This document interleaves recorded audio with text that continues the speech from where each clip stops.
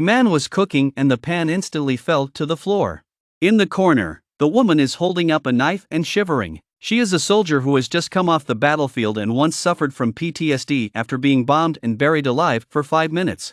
But you would never guess that this thin woman was a sharpshooter on the Soviet battlefield.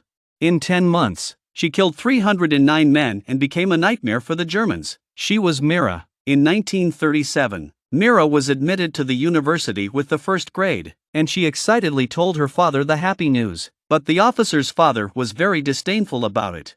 He did not expect his daughter to be very talented in shooting.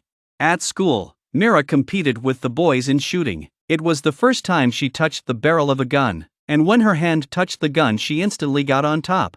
One shot after another.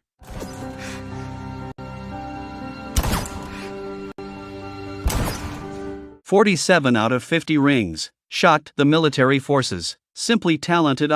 Immediately provide free shooting training." A few years later, Mira came to Odessa to meet a doctor named Boris. They fell in love at first sight, and soon met the parents.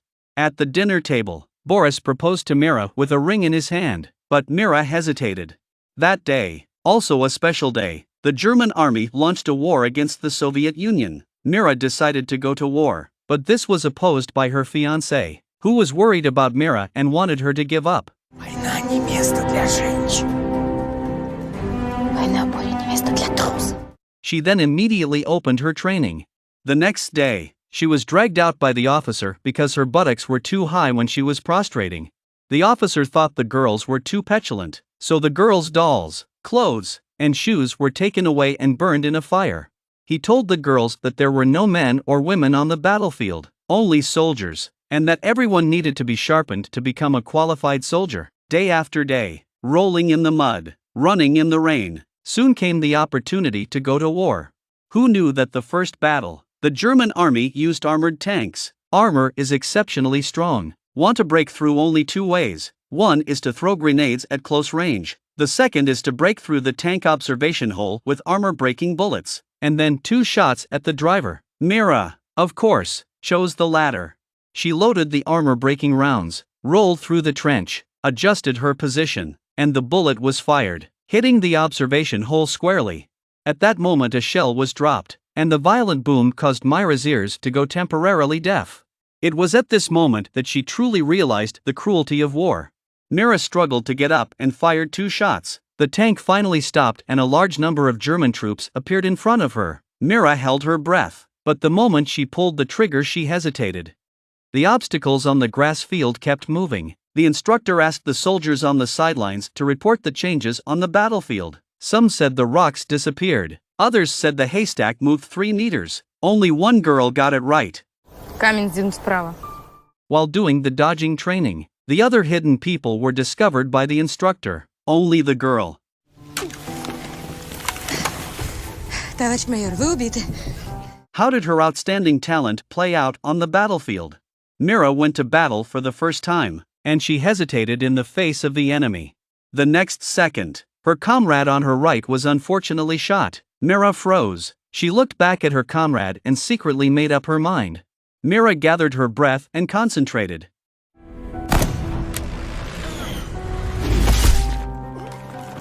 Mercy to the enemy is cruelty to oneself. Mira understood this truth.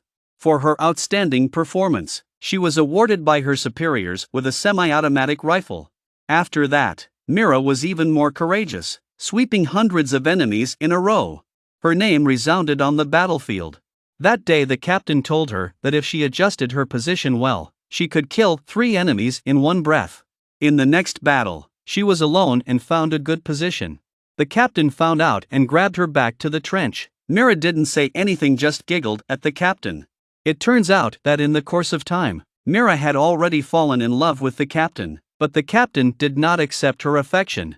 It was not that he was not in love, but in a day of gunfire, no one could say which would come first, tomorrow or death. Mira was angry, who knew that Mira's words were immediately fulfilled. The captain struggled to get up and dug his hands into the earth for several minutes before he could dig Mira out of it. Deprived of oxygen for several minutes, she was carried urgently to the rear, where the doctor who treated her was actually Boris. The trauma was so severe that Mira could not heal for a long time and she insisted on returning to the battlefield. Boris was so distressed by her that he did not want her to go to war. The certificate of recovery was delayed again and again until the frontline soldiers retreated and Mira excitedly wanted to meet the captain, but all she waited for was the captain's gun. Я обещала Макару. Он очень хотел, чтобы она стала твоей. Mira was in pain. She wanted to carry on the captain's legacy and once again pleaded with Boris. Understanding Mila's determination, Boris signed the healing letter. Mira kisses Boris gratefully, and then she steps onto her gun and runs off to war again. The woman with the gun is having her picture taken, having just survived a bombing raid. The unyielding warrior woman braced herself and stood up for the photo. Вид какой-то у нее не героический. Голову выше. Веселей. The photo contains so much heartache and suffering that upon returning to the battlefield, Mira was paired with a new partner. Their mission was to stay behind and sweep out enemy snipers, but at this point Mira's hatred washed over her because of the death of her captain. When aiming at the enemy soldier, venting her anger, aiming at his leg, aiming at his arm. The partner Leo could not stand to see. A shot painfully resolved the other side. Mira dissatisfied. Leo advised to. War does not only include death, but also live. If everyone is like Mira, sacrificed a companion to torture the enemy, then what is the difference with fascism? Mira understood. She began to work honestly, and the two cleared countless obstacles behind the troops day and night. In the winter snow, they were lying on their backs all day long, and after nightfall, they snuggled up and roasted each other. In these days, the friendship gradually sublimated. Soon the new year arrives, and the troops hold a celebration, also to celebrate the second time to drive the enemy out of the country. In the lively atmosphere, the two do not think about tomorrow and death, just want to grasp the present, but the accident happened soon after. Leo accidentally stepped on a fuse while on a mission, which was a chain mine formation, and they had to run as hard as they could, but they didn't run out after all. In the nick of time, Leo lunged out and shielded Mira underneath him. Mira struggled to get up and carried Leo on her back, step by step, to the camp, but in the end, Leo, who was blown up and bloodied, died. Mira was so grief-stricken that the man she loved was once again gone from her. When she woke up again, she was in a hospital bed, her back bruised and battered. The doctor who treated her was still Boris. A few days later, the military comes and asks Mira to fight again. Rumor has it that the Soviet marksman has been killed and they want to take a picture of Mira to inspire people. But after a series of blows, Mira no longer wanted to go into battle. The German ace sniper challenged Mira to a fight, and she stepped up again for the sake of national honor. The two snipers fought for several days and nights in the field, physically and mentally exhausted, with blood seeping from her back again. They both shot at the same time.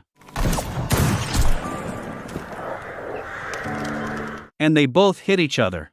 But Mira is more skilled than the other, and kills her opponent directly. She cleans his papers, but finds a wedding photo in the man's arms. Mira remembered her lover and burst into tears. She gently closed the man's eyes. After that, Mira never go to war again, but the war would not stop, and now that it had reached its end, Boris said he had secured tickets for Mira, which was very rare at that time when warships were scarce. The two walked through the crowds, and as the dawn broke, they walked down the dock nostalgically thinking about the past. If only Mira hadn't gone to war in the first place, maybe their children would have been able to walk. After putting Mira on the ship, Boris stopped on the shore. It turned out that the military intended to abandon Mira, but Boris gave his ticket to his beloved, and he wanted to keep her alive. Boris had never been afraid of war, he just didn't think it was necessary. If it was necessary, he would die openly. The historical battle for Sevastopol was so tragic that only 3,000 people survived. The remaining 80,000 inhabitants and soldiers continued to resist the enemy. Mira, who was awarded the title of Hero of the Soviet Union, said that she was not great, but those who died were the real heroes.